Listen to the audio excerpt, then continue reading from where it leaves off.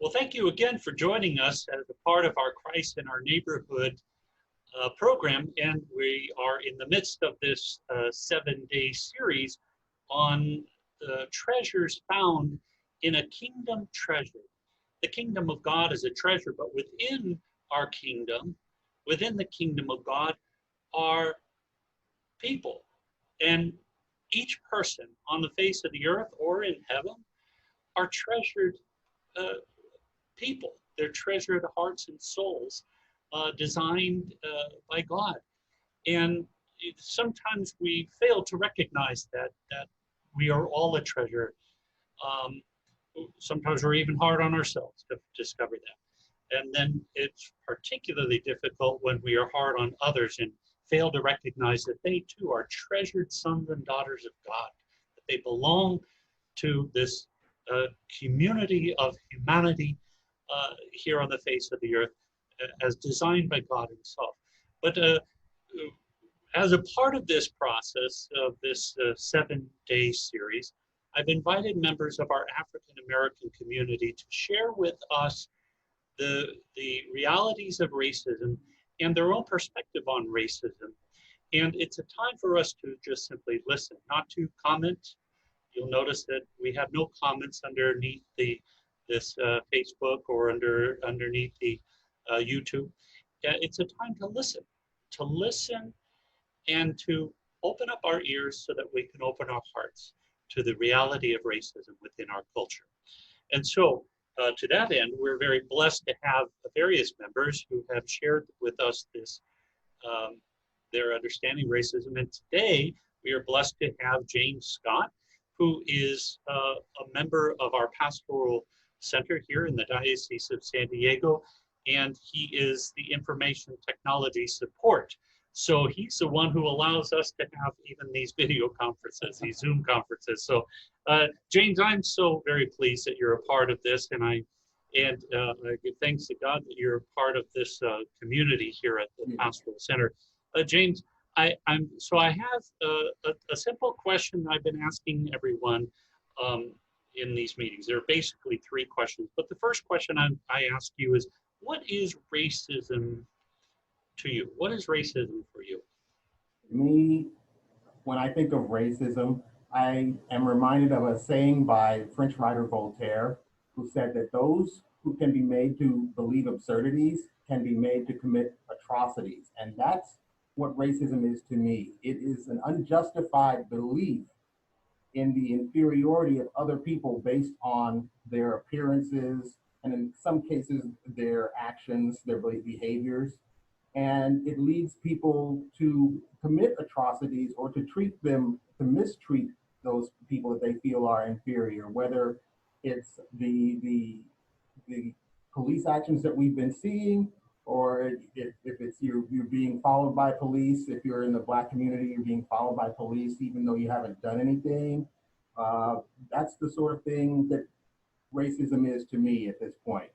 It's just a series of behaviors that are guided by, like I said, an unjustified belief that one group has some advantages over another based on appearances or even languages or what their behaviors. I think that's a really good definition, and I appreciate that. I think Mm-hmm. it really helps us an awful lot. Um, you know, Knowing that this is only a part of the listening campaign, I don't want to make too many comments, and but that was very profound. Thank you very much. I do want to ask you, in our U.S. American culture, we know that racism has been a part of the culture of this particular country, and is specifically with the African American community, beginning with slavery, so centuries ago, and this long piece of racism is hasn't gone away. And there is systemic racism. In some fashion, it is very in your face systemic racism, but more often it isn't as obvious. Sometimes it's very subtle. But all that said, within our American culture, there are some, I'm assuming some really good things from your perspective. And our reading for this coming Sunday is focused on the treasure of the kingdom of God. And the kingdom of God includes people of all cultures within our country. But I'm wondering if you could just shed some light on what do you treasure within our U.S. American culture or within our society? Well, I do treasure the people because they have different experiences than I do. And that adds to my knowledge. And I appreciate having that knowledge that maybe I wouldn't have had if I lived somewhere else. That's one of the things that I really think is a treasure, is being able to know and learn from other people. Another thing that I think is a treasure is that even though we have the systemic racism in America, there is what I consider to be a bit of hope for us. And I think that that is certainly a treasure, that people are not born racist.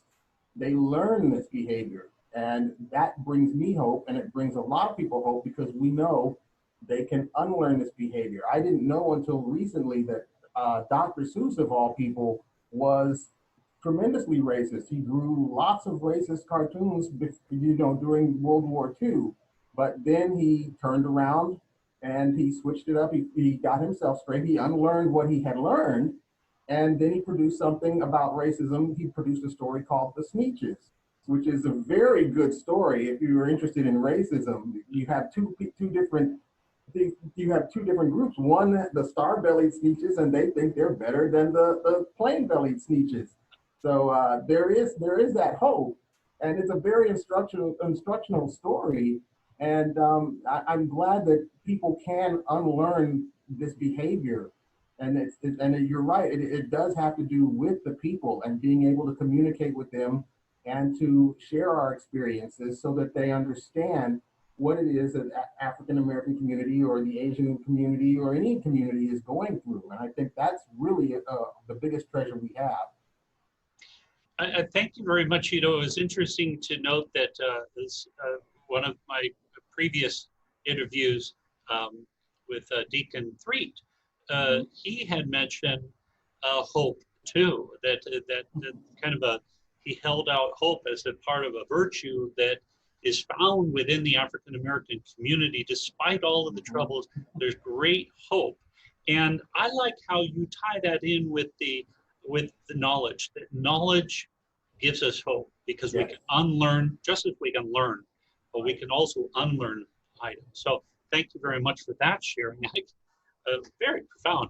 I would also ask you, James, we know that we are treasures as well. Each of us, we bring to the world a particular gift. When we say that we are God's gift to the world, I believe God meant that for us, that we are meant to be a gift for the world. We help to beautify the world, and you are a gift as well. And so I just asked you a question. What gift do you bring to our culture? To you can be specific, you or the African American community. What do you bring to our U.S. American culture, or to society in general?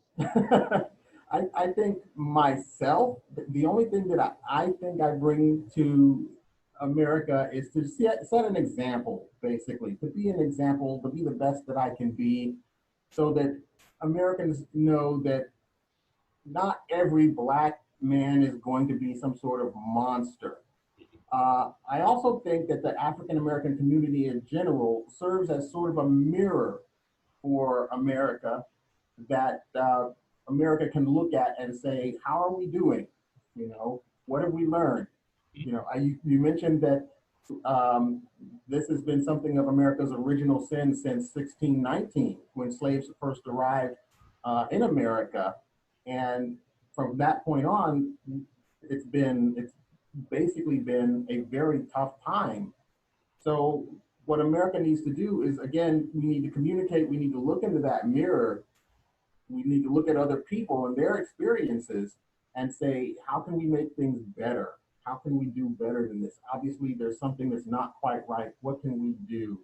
And that's why I think the best thing for me is just to set an example. We don't want people believing that all African American men are going to wind up in jail. My mother once thought that I was going to wind up in jail. She was very afraid of that. We, the talk that women, African American women, give to their sons, about we don't want you to wind up in jail or dead or a drug addict. So I just want to set an example myself so that people know African American men can be better than what we normally see them as. So that's what I think. That's my treasure that I'm giving back to the community.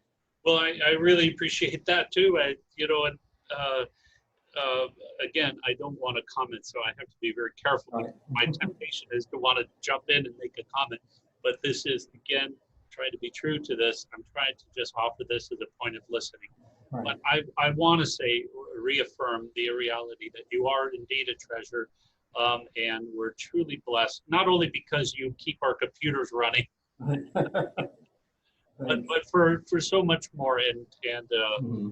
you're a very pleasant man to be Thank around. you. So thank you very much, James, and I want to say thank you to all of you who have been listening and watching this series on finding that treasure within a kingdom of God that is treasured. If we treasure the kingdom of God, we have to treasure people.